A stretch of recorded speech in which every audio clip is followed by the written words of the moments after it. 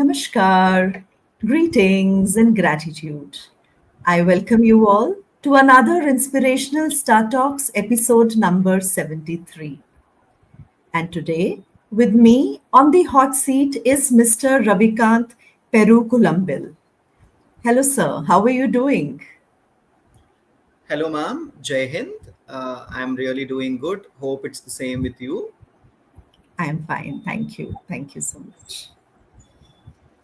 Mr. Ravikanth is the founder director of SriNarayani Teacher Training Center, Master Trainer of All India Educators Forum, Global Ambassador at All India Educators Forum, and a member of Global SDG Forum Teaching.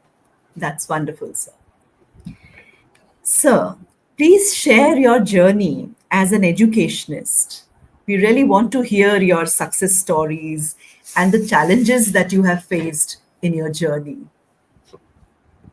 Thank you, ma'am. That's a wonderful question to always answer because it helps us to just recapitulate from where we have been, and it also helps us to just go back to those days when we have once started our journey into whichever profession we are into. So I was always passionate towards teaching. I still believe my Telugu teacher, Mrs. Nagalakshmi, who has inspired me a lot to become a teacher. I am a person who comes from Kerala, a family of Keralites. I mean, we speak Malayalam at home.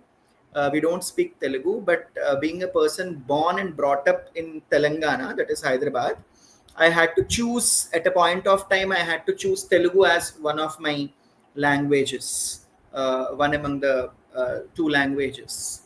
So this particular teacher, Mrs. Nagalakshmi, she has taken interest on her own to like even start with the foundation of the language, the Telugu language, when I am into my seventh grade. That's how it is. And I believe ours was the last batch wherein we have had a board exam for seventh grade. Initially, there was public examination for seventh grade as well. So mine was the last batch, that is 2007 batch. And at that point of time, I have exactly 1 year to prepare for my boards. And that is when I've started learning Telugu for the first time. And ma'am has ensured that at least I'm coming up with 70 to 80 percentage of marks in that particular language which I'm learning for the first time in my life. And throughout that journey of 1 year, there are many like learnings I could get from her, from Nagalakshmi ma'am. And even today I believe that that is the set of like learnings which is driving me in my journey as an educationist. So frankly speaking, she has laid the foundation in my life to become an educator. I don't know where she is currently because I don't have any contact. I am believing that once this gets aired on YouTube, if she's seeing this, I really want to. Every day I see these, reconnecting moments, or people meeting each other after several years, or 3 years, or 5 years. And every day I dream about meeting my favorite teacher, Mrs. Nagalakshmi, some or the other day. That's how it is. Yeah. What a beautiful gesture. I'm sure she will come across your podcast. I'm sure. Sir, I see that you have gained so many awards and recognitions. Please tell us about them. Um, it's very few awards that I have gained. I don't think there are so many. For the first time, the recognition I got as um, every annual day. I was working with one of the international schools as the senior academic coordinator then. So it so happened that I've found a wonderful principal who could mentor me properly, and she's Mrs. Nidhi Gera, and she was my principal then. Under her leadership and under her mentorship, I could learn many administrative and academic aspects to become a very good educationist.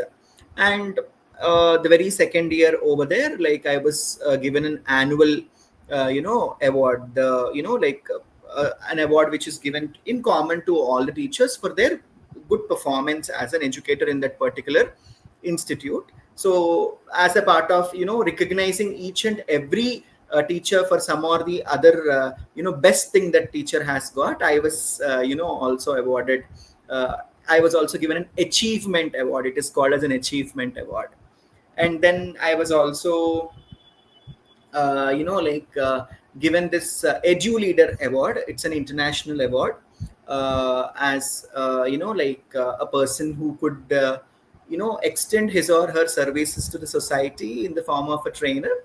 So I was also trying to give a few international webinars for international teachers across the African and Asian continents.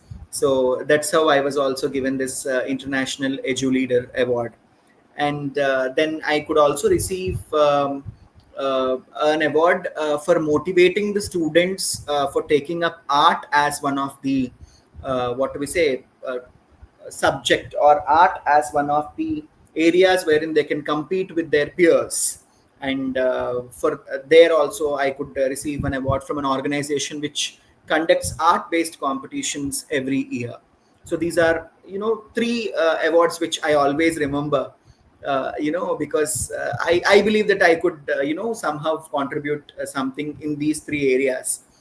That's how it is. Yes. Wonderful.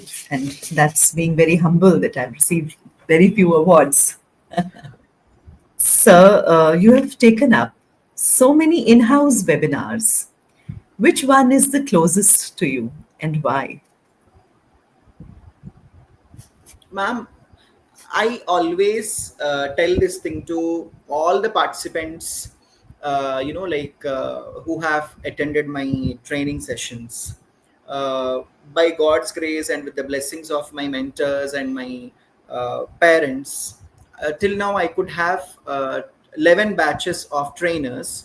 I mean, I've trained trainers actually, teacher trainers. And today I have 70 to 73 resource persons with me who are associated with me as resource persons. Touchwood. And in every batch I always say one thing, that a trainer is not made, a trainer is born.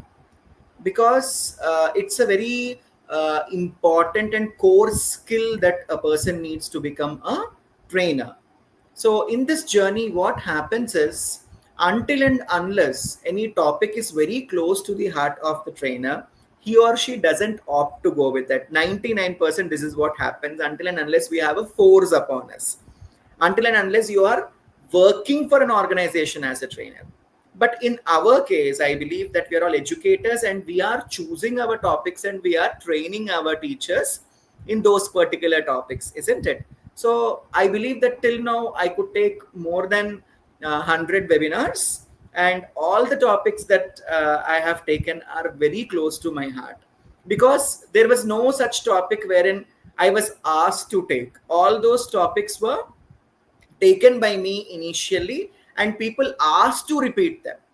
Even in case of schools calling me as an in-house trainer, or in case of people ask me to organize a webinar also, they have chosen those topics which I have already taken. They have asked for the repetition. So every topic till now that I have taken is very close to my heart. I can't choose one among them, but I can tell you uh, that particular one particular webinar or a training that has really brought about a change in my thought process as a trainer, and that is remediation. Yes, I feel that in the current day scenario, there is lots of necessity for remediation. Remedial teaching is very important, and I could train nearly 50 to 60 teachers in giving remediation to students. And I believe that is one of the closest topic to my heart, giving remediation. Because these days parents being very busy, they are unable to give time to their children. When I was a student in a school, my mother every evening, she ensured that as soon as I come from my school, I take my bath, I finish my evening prayers, and she used to spend nearly 1 to 1.5 hour along with me, not just to complete my homework, but also she ensured that I repeat each and every concept that was taught at my school. And she played a very significant role in in my career, or else in my life when I was a student. Until graduation, she ensured that she was, with me in that journey every day. It is not like, forcing me to study or something, but it was like staying together and trying to, do some hand holding wherein, or else observing things. Wherein whether I am able to meet those learning objectives or not. So that's how it is. But today, are the parents able to do this?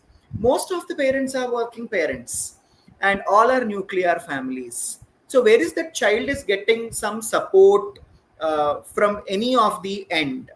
At school, it's like you have 7 or 8 periods, and 8 periods have got a specific timetable. They have got a micro teaching plan which they have to follow. Can we really reach out to all the 40 students who are in the class? It's impossible. It's impossible until and unless we bring up individual methodology to the Indian classrooms. Am I right? That's how it is. And all the parents are working. There are no grandparents at home. Children are sent to tuitions. Even at tuitions also, it's like there are 12 to 15 students or 20 students at times. If it is a home tuition, that's a different case, isn't it? So considering all these things, what I have observed is most of the children are not. And how can you expect a child to be responsible? Most of the parents and educators, they say that children should be responsible. Let us put the same question to ourselves. Were we responsible until we realize that we have to become something in our life? And when this realization happen, will it happen to everyone at the same point of time? No, there is one particular time, one turning point in the life. That is when a person realizes what he wants to become.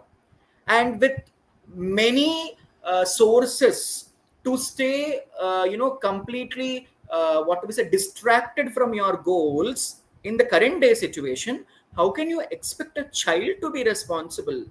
It is not that the child to be should be responsible. It is that the elders around him or her to be responsible to ensure that he is on the right path or she is on the right path.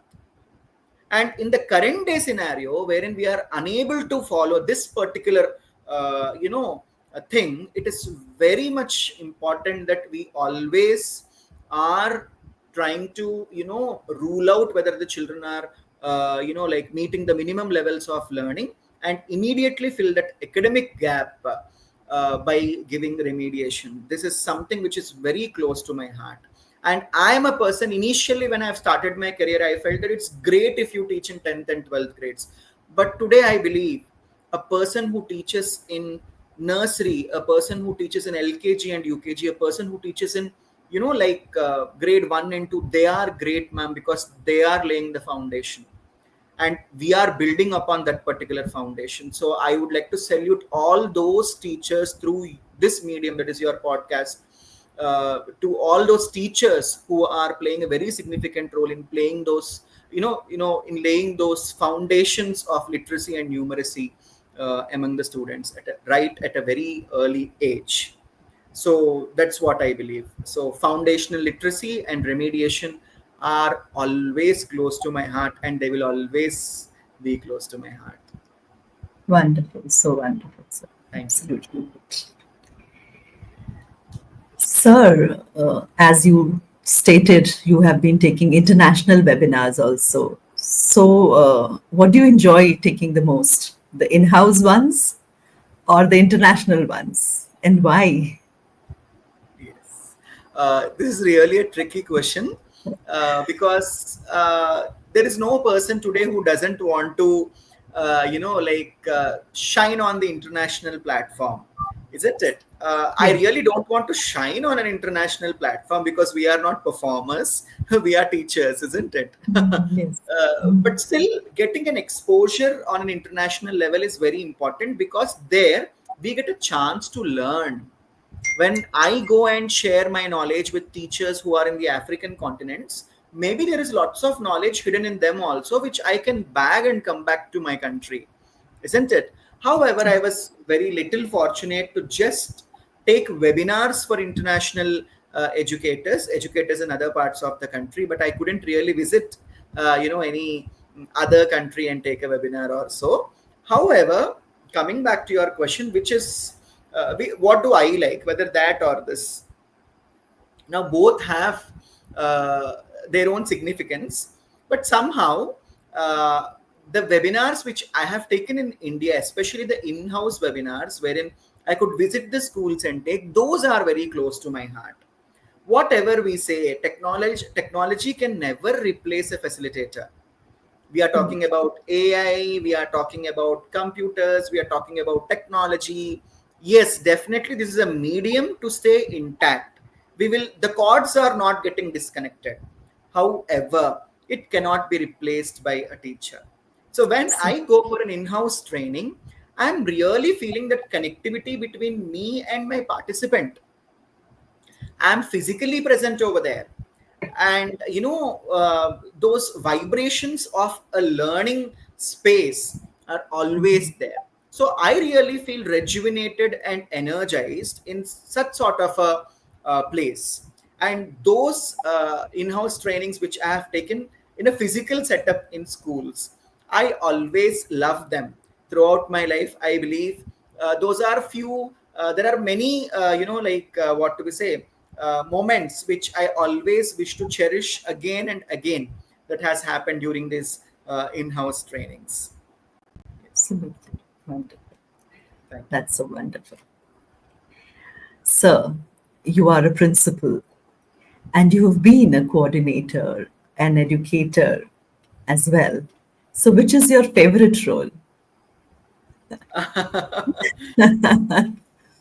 Again, this is a tricky question, Preeti ma'am, because see, my journey initially, the first question which you have asked about my journey as an educator, I believe I can add a bit of that thing here. Initially, I was a teacher, and then after 2 years, I was selected to be a CCA coordinator, and then I was selected to be the headmaster of a school.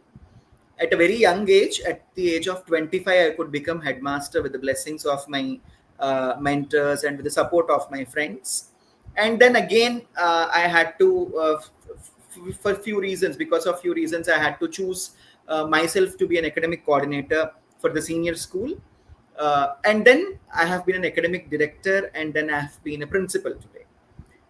So during this particular journey, at every point of time, I had that particular zeal to reach out to the next position. However, I have never forgotten to empower myself with the necessary knowledge that is needed to reach out to that particular chair or position. Every area, see, when you are an educator, you get to take 6 to 7 classes a day, two different subjects, because my methodologies are social and English. Both are wonderful subjects, and you are going and you are having lots of fun and lots of good time with the students.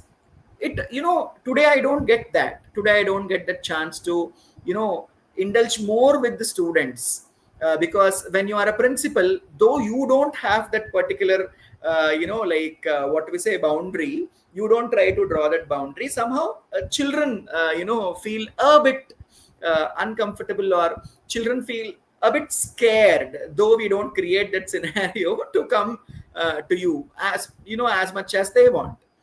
um, so I miss that, though I am a principal today. But however, I have got a wonderful set of students at the current school where I am working, the lyceum school, who always try to reach out to me. You can go and see my Instagram page. Most of the things are like wherein I myself and my students are having a good time. It's like that. That's how it is. So I really miss that particular thing of being an educator. And then as an academic coordinator, I have mentioned earlier also, I have had a wonderful principal, under whom I have been, like working, and I really miss those days. Every evening as an academic coordinator, when you are giving a report to your principal, it's a time wherein there is some seriousness. At the same time, there is some points of learning that you have, because your principal is guiding you as in how to deal with parents, how to deal with students, how to deal with teachers, and how to deal with the everyday challenges that you are facing. Somehow my principal has always made that easy, and I've always believed that if there is some problem that I am going to face today, I always have my principal with me. But today is a situation wherein I am in that position and teachers come to me, and at times you cannot take an easy decision. It's very difficult to take a decision because you have parents in front of you, and parents, we are serving parents. You have children on the other side, and you have your team with you. Preeti ma'am, let me tell you, I can give up anything in my life, but I cannot give up my team. My team is my strength. My teachers are my strength. If there are no, if I wouldn't have had a good team in my life, I would have not reached this particular position today. And what makes me a principal is my team of teachers. And through your podcast, I would really like to appreciate and thank all the team members of my school, that is Lyceum School, who have played a very significant role in fulfilling my duties as a principal properly. That's how it is. So there are many aspects which I am missing. And again, if you ask which role is very close to my heart, yes, recently, or few days ago, I have realized that as a principal, when I'm constantly training a teacher or a facilitator, she is going into the classroom and she is training the students. Okay, she's passing on my vision, or the vision of my organization, and the mission of my organization through to those children. At the same time, I have a core team, again my vice principal, my coordinators, and my in charges.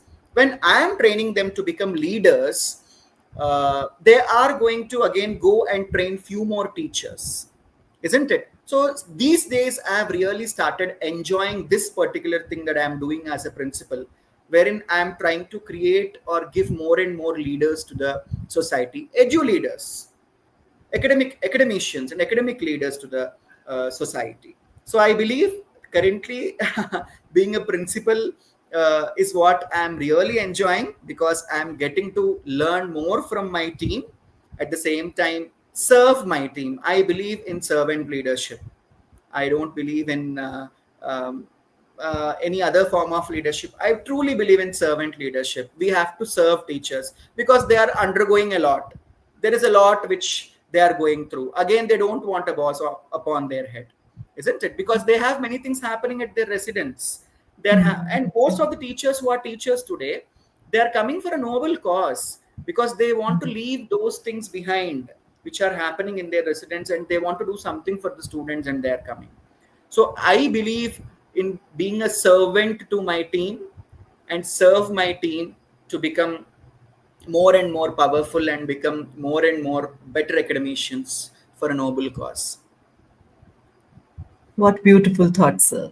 Very beautiful, very beautiful. So, a little different question to you now. Your teachers, your students also, I am sure, would like to know your interest and hobbies, and so do I. Okay. Mm, okay. So my hobbies, I hardly find I would like to really, like share this. That I hardly find any time these days to have any hobby or indulge in any activity that is a part of my hobby. But initially, I used to love singing. I used to love reading. I used to love writing, and I really like going to historical places and devotional places. So if we are going on a vacation, mostly it's a devotional place, to a temple or a historical site, such sort of thing. And again, these days, what I am trying to do is I've stopped traveling on my own, and I am mostly traveling through cabs. So what I am trying to do is I'll just put on my headphone and I listen to those songs which I love a lot. So this way I'm trying to keep up my hobby, because I am mostly busy in trainings, mostly busy in school affairs. That's how it is. That is so nice. Thank you. Thank you so much for coming to the Star Talks and sharing your all insights and your very valuable time with us. Thank you. Thank you so much. Thank you so much, ma'am. Thank you so much for this wonderful opportunity. And I would like to just say one sentence before we finish this, what do we say, podcast, ma'am, that this is a message, not a message, this is something which I would like to share with each and every person who belongs to teaching fraternity, that we are all here for a noble cause. So let us be the flag bearers of NEP 2020, and Yes. let us be the flag bearers of Indianization of the curriculum, and let us work towards the vision of NEP 2020. That is education, quality education, and happy education for all. Thank you Absolutely. so much, Preeti ma'am. It was really wonderful to be a part of this particular podcast, and I'm really feeling very much happy that I could share my thoughts and views with you, and the audience of your show as well. Thank you so much. Thank you so much. Sir. Thank you so much. Thank you, my dear audience, for being with us in this lovely conversation today. I will come back with another personality who has inspired my life. Thank you, sir. Thank you so much. Have a good day. Thank you.